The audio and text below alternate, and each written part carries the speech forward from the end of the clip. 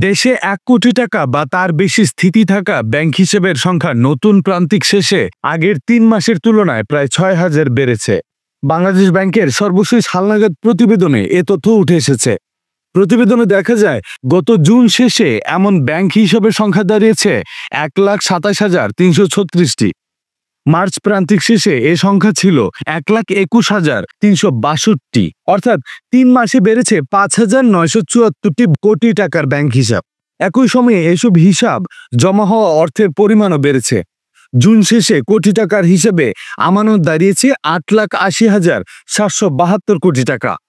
March শেষে এ পরিমাণ ছিল ৭,৮৩,৬৫৩ কোটি টাকা।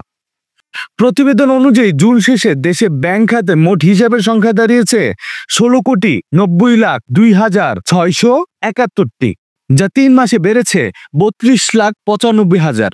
এ সময়ে মোট আমানত সংখ্যা বেড়েছে ১৯,৯৬,৫৮৩ কোটি টাকা।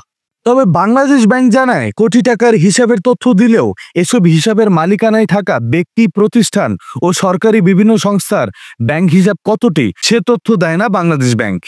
এছাড়া একজনের একাধিক ব্যাংক হিসাব থাকায় কোটি টাকার গ্রাহকের প্রকৃত সংখ্যাও নিশ্চিত নয়। রাকিব বিন কুদ্দুস, খবরওয়ালা।